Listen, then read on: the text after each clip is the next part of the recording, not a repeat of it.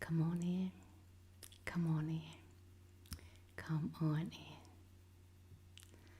I'm going to do a read tonight in hope to help someone get some sleep or at least relax.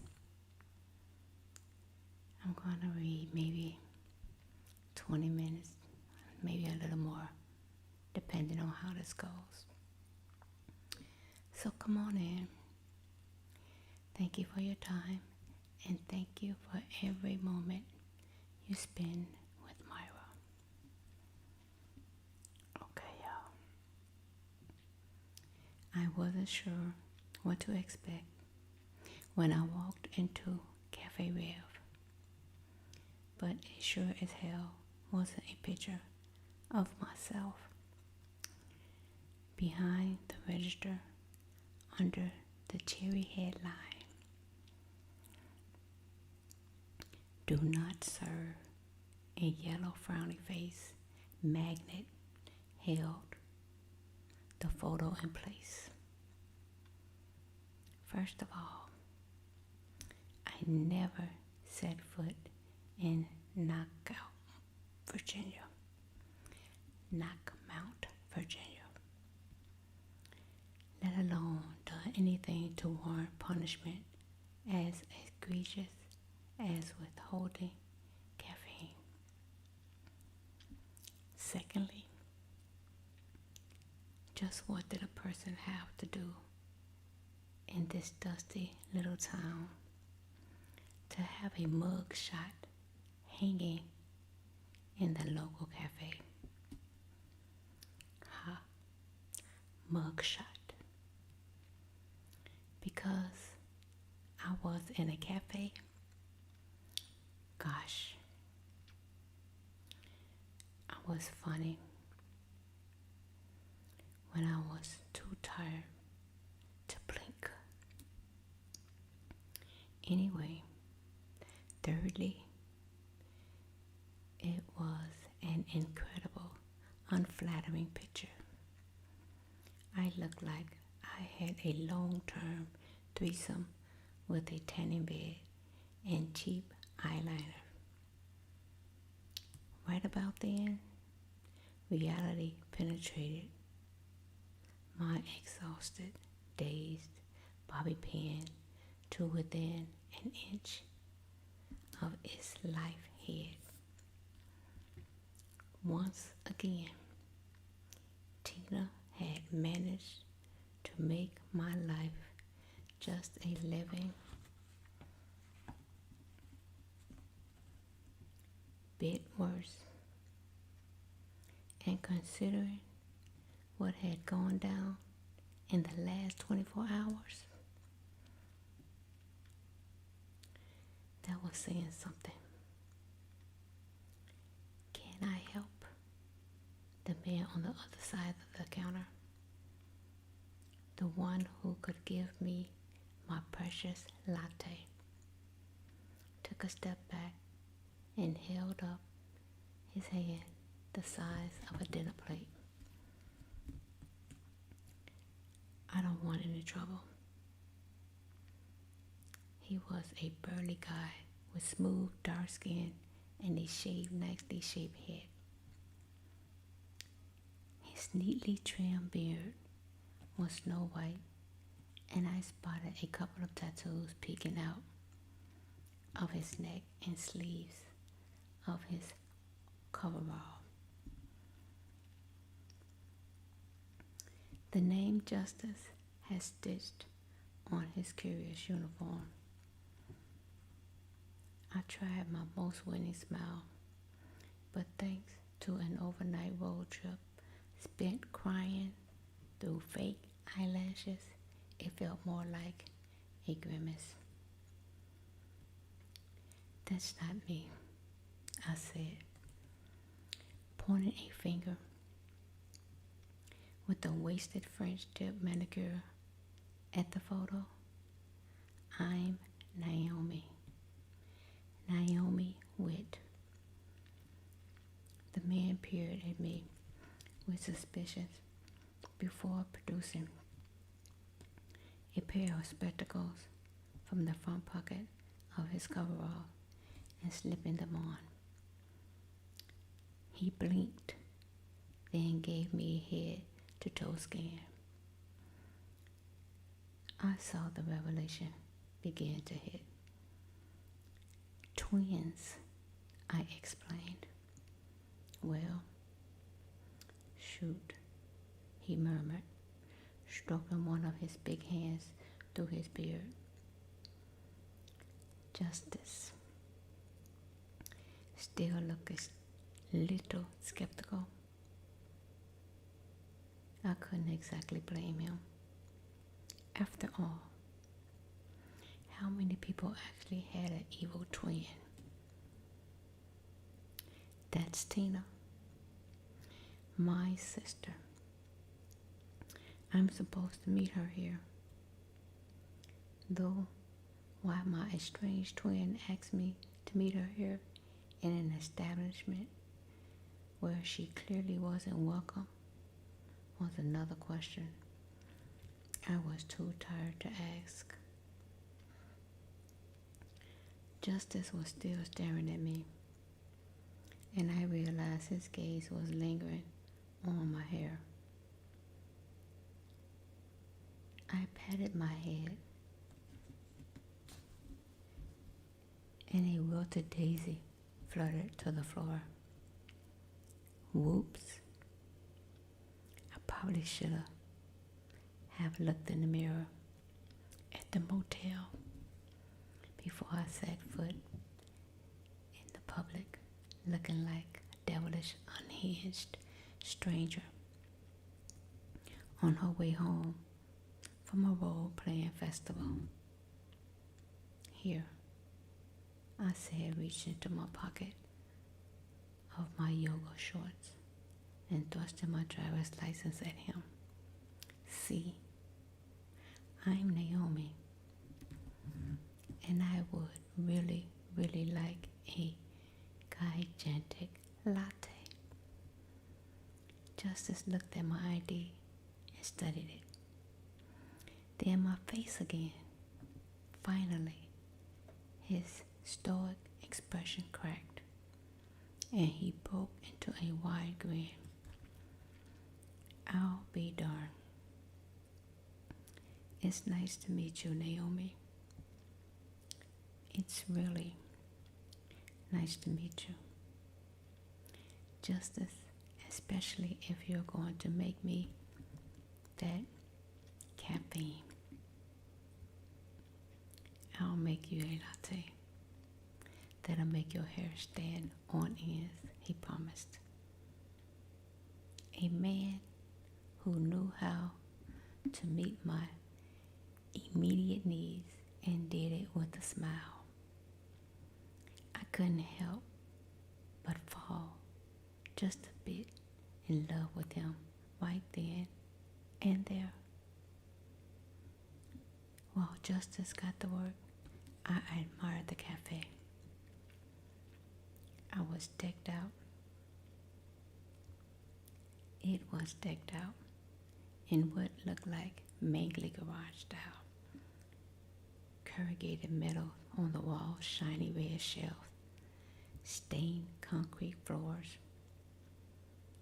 All the drinks had names like Red Line Latte and Checkered Flags Cappuccino. It was downright charming. There was a handful of early morning coffee drinkers seated at the small round table scattered throughout the place. Every single person was looking at me like they were really not happy to see me. How do you feel about maple and bacon flavored, darling? Justice called from the gleaming espresso machine. I feel great about them, especially if they come in a cup the size of a bucket, I assured him. He laughed, echoed through the place, and seemed to relax the rest of the patrons who went back to ignore me. The front door opened and I turned, expecting to see Tina, but the man who stormed inside was definitely not my sister. He looked to be in more dire need of caffeine than I was. Hot would be a decent way to describe him.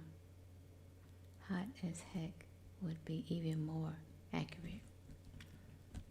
He was tall enough that I could wear my highest pair of heels and still have to tilt my head to make it out with him.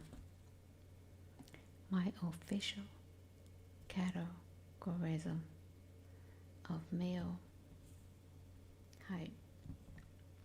His hair was in a dirty blonde range and was cut short on the side, swept back on the top, which suggested he had good taste and reasonable grooming skills. Both of those criteria landed high on my list of reasons to be attracted to a man. The beard was a brand new addition to the list. I never kissed a man with a beard, and I had a sudden interest in experiencing that at some point. Then I got to his eyes. They were a cool blue-gray that made me think of a gunmetal. He strolled right up to me and stepped into my personal space like he had a standing invitation. When he crossed tattooed forearm across a broad chest, I made a squeaky sound in the back of my throat. Wow. Thought I made myself real clear, he growled. Uh-huh. I was confused. The man glared at me like I was the most hated character on a reality TV show. Yet I still wanted to see what he looked like naked. I had such poor sexual judgment since I was in college. I blame my exhaustion and emotion scaring behind the counter just to stop mid-latte creation and wave both hands in the air. Hold on now, he began. It's okay, Justice, I assured him. You keep making that coffee and I'll take care of this gentleman.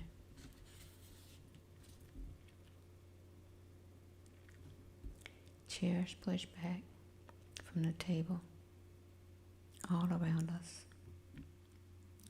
and I watched every last customer be leaned for the door. Some with mugs still in hand. None of them made any eye contact with me on their way out. Knox, it's not what you think, Justice. Try it again. I'm not playing any games today. Get out. The Viking ordered. The blonde god of sexy fury was rapidly plummeting lower on my sexy checklist. I pointed at my chest. Me? I had enough of your games.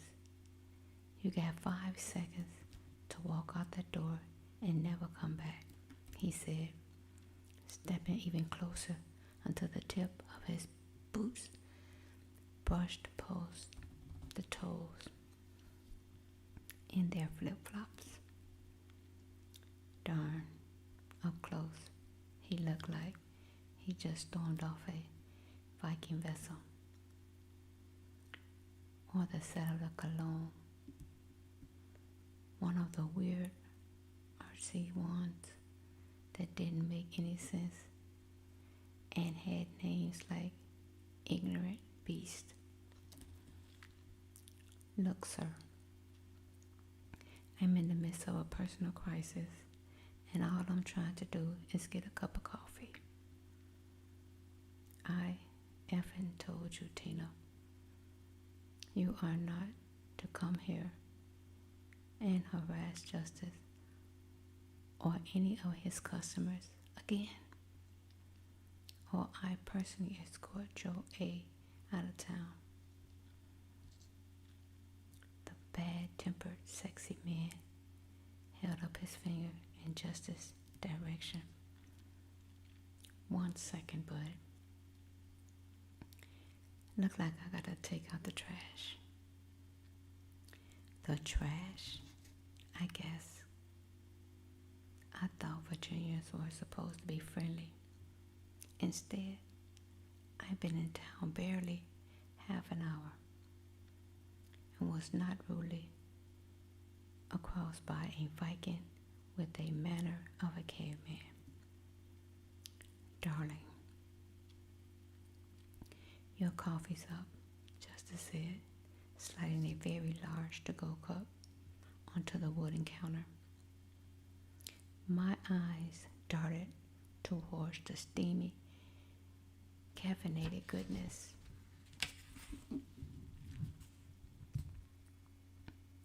You even think about picking up that cup, and we're gonna have a problem, the Viking said, his voice low and dangerous. But Erickson didn't know who he was messing with today. Every woman had her line. Mine, which was immediately drawn too far back, had just been crossed. You take one step towards that beautiful latte that my friend Justice made especially for me, and I will make you regret the moment you met me. I was a nice person, according to my parents. I was a good girl, and according to that online quiz I took 2 weeks ago, I was a people pleaser. I wasn't great at doing out threats. The man's eyes narrowed, and I refused to notice a sexy crinkle at the corner. I already regret it, and so does this whole darn town. Just because you changed your hair doesn't mean I'm gonna forget about the trouble you caused here. Now get your A out the door and don't come back. He thinks you're Tina, Justice cut in.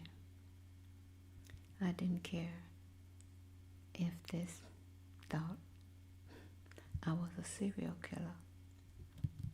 He was standing between me and my caffeine. The blonde beast turned his head towards Justice. What the H are you saying?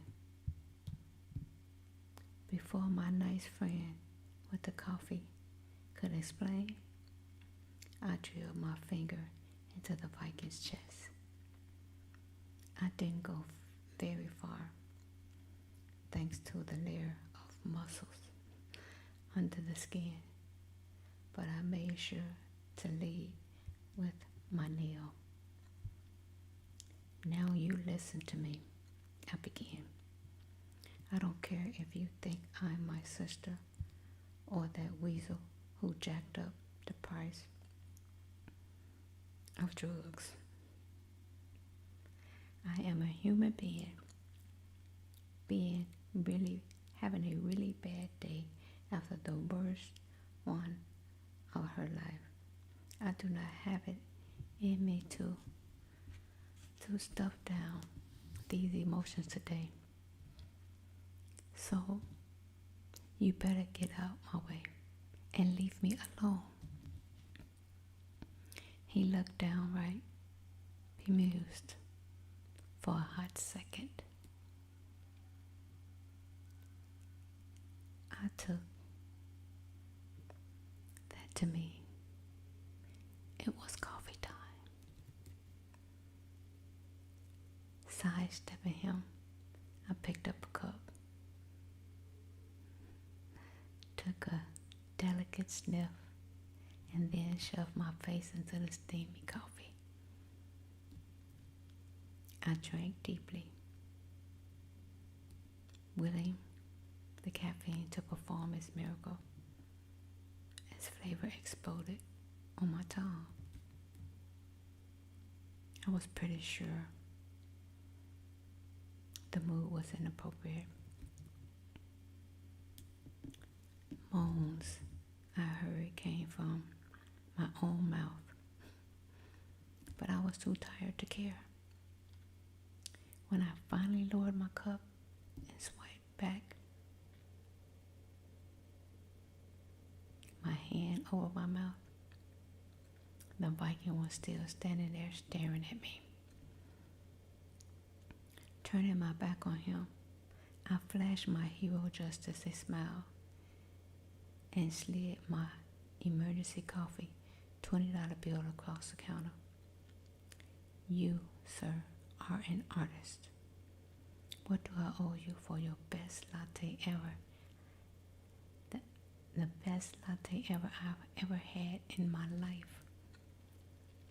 Considering the morning you're having, darling, it's on the house, he said, handling my license and cash back to me.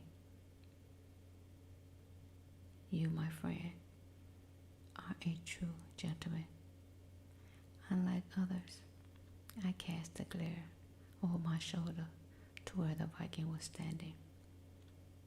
Legs braced, arms crossed, taking another dive into my drink. I tucked the $20 into the tip jar. Thank you for being nice to me on the worst day of my life. Thought that day was yesterday. My sigh was weary as I slowly turned to face him. That was before I met you. So I can officially say that as bad as yesterday was, today beat it out. Once again, I turned back to justice. I'm sorry this jerk scared you all and your customers. But I'll be back for another one of these real soon. Looking forward to it, Naomi, he said with a wink. I turned to leave and smacked right into a mouth of the grumpy man's chest. Naomi, he said, go away. It felt almost good to be rude for once in my life, to take a stand. Your name's Naomi, the Viking stated. I was too busy trying to incinerate him with a glare of righteousness, angry to respond. Not Tina, he pressed. They're twins, man, Justice said, the smile evident in his voice. F me, the Viking shoved a hand through his hair. I worry about your friend Vision, I said to Justice, pointing out the mugshot of Tina. Tina had gone bleach blonde at some point in the past. making our otherwise stuff so different, even more obvious. I left my contacts at home, he said, next to your manners.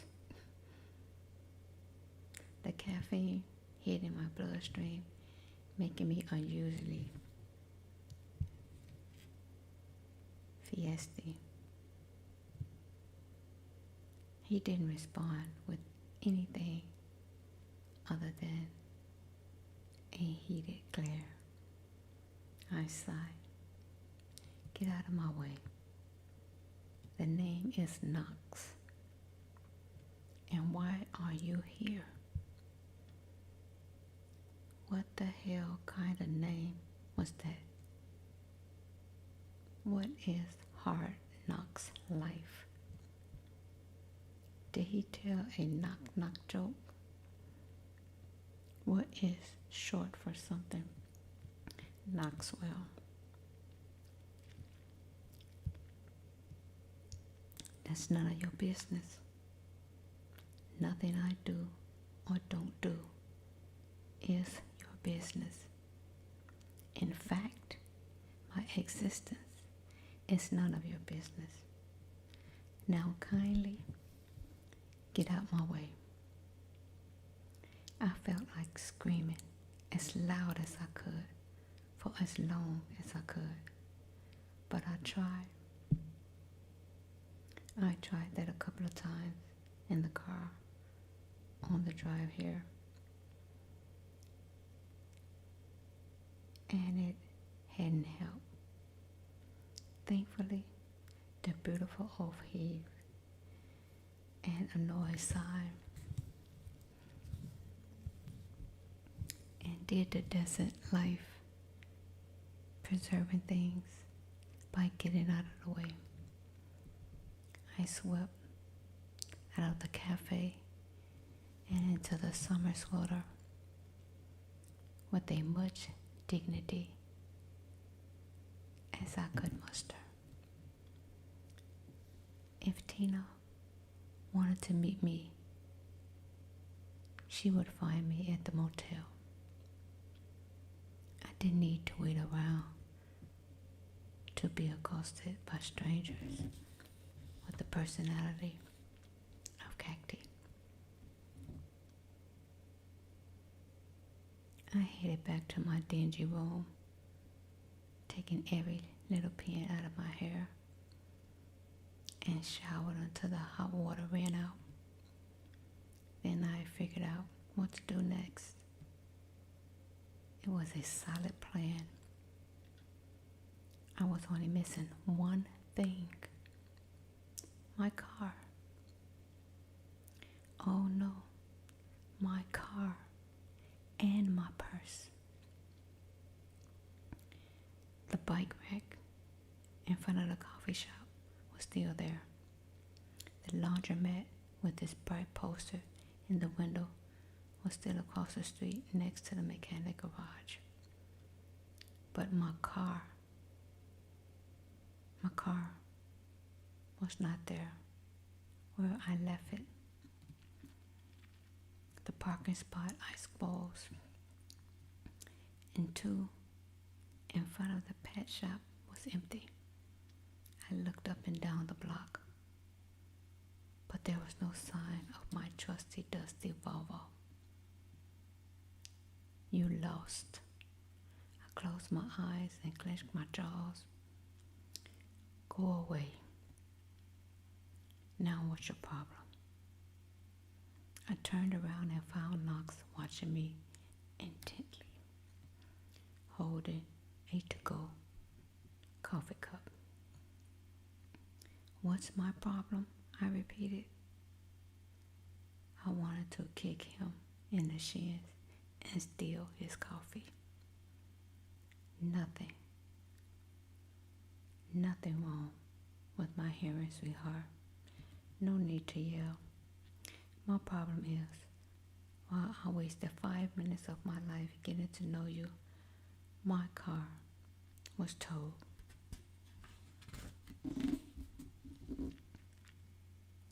No, I never had any idea where I parked my car. I just leave them everywhere and buy new ones when I can find them. He shot me a look. I rolled my eyes. Obviously, I'm being sarcastic. I reached for my phone only to remember I no longer had a phone. Who pissed in your Cheerios? Whoever taught you to express concern for a person did it wrong. Without another word, I stalked off in what I hoped was the direction of the local police station. I didn't make it to the next storefront before a big hard hand locked around my upper arms. It was the sleep depriving, the emotional rawness, I told myself.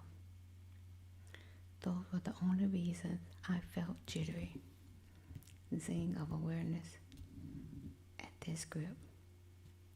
Stop, he ordered soundly surgically. Hands off. I flailed my arm awkwardly, but his grip only tightened. Then stop walking away from me. I paused flatly. I'll stop walking away if you stop being an a-hole. His nostrils flared, and he stared up at the sky, and I thought I heard him counting. Are you seriously counting to 10? I was the one who was wrong. I was the one with the reason to pray to heaven for patience. He got all the way to 10 and still looked annoyed. If I stop being an a-hole, will you stay and talk to me for a minute? I took another sip of the coffee and thought about it. Maybe. I'm letting go, he warned. Great, I prompted. We both looked down at his arms. Slowly, he loosened his grip and released me. But now before his fingertips trailed over the sensitive skin inside my arm, goosebumps broke out. And I hoped he would notice, especially because in my body, goosebumps and pointy nipples reactions were closely related. You cold? He gazed. Most definitely not my arms, nor my shoulders, but my chest. Darn it. Yes, I lied. It's 84 degrees and you're drinking hot coffee. If you're finished internal temperature, I'd like to go find my car, I said, crossing my free arms over my boobs. Perhaps you could point me in the direction of the nearest impound lot or police station. He stared at me for a long beat, then shook his head. Come on then. Excuse me. I'll give you a ride. Ha. I choked out a laugh. He was delusional if he thought I'd really get in the car with him. I was still shaking my head when he spoke again. Let's go, Daisy. I don't have all day. That's it for now. I hope this helps somebody. I hope you were able to relax. And I'll continue soon. Or do another reading like this. How do y'all feel about the lights? Is it calming? Is it helping? I'm trying, y'all. I'm trying to do different things. Well, again and again, thanks for your time. And remember to try to relax, relax, relax. Breathe and relax.